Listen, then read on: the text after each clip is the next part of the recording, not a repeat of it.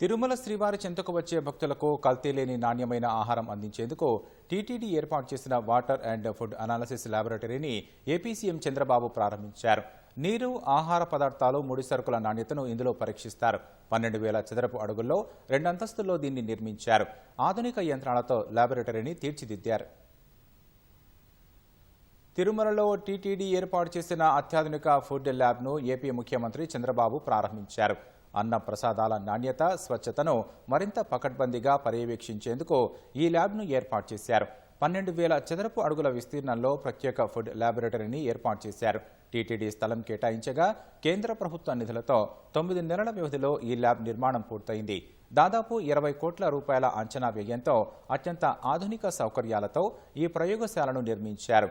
ల్యాబ్ను ప్రారంభించిన అనంతరం అందులోని యంత్రాలను ఏపీ సీఎం పరిశీలించారు.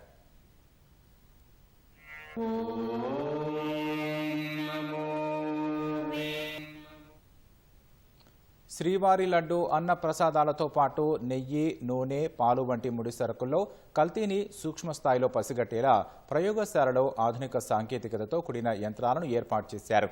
ల్యాబ్లో కెమికల్, మైక్రోబయాలజీ అనాలసిస్కు సంబంధించిన చిన్న, పెద్ద కలిపి సుమారు 50 రకాల యంత్రాలను కోట్ల రూపాయలు వెచ్చించి అమర్చారు.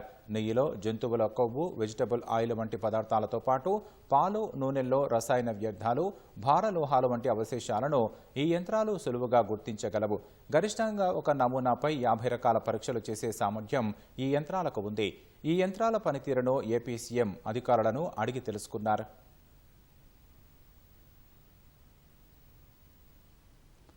అంతకుముందు తిరుమలలో వైకుంఠం క్యూ కాంప్లెక్స్ 1లోని ఇంటిగ్రేటెడ్ కమాండ్ కంట్రోల్ సెంటర్ను ఏపీ సీఎం చంద్రబాబు సందర్శించారు. అధికారులను అడిగి కమాండ్ కంట్రోల్ సెంటర్ పనితీరును తెలుసుకున్నారు.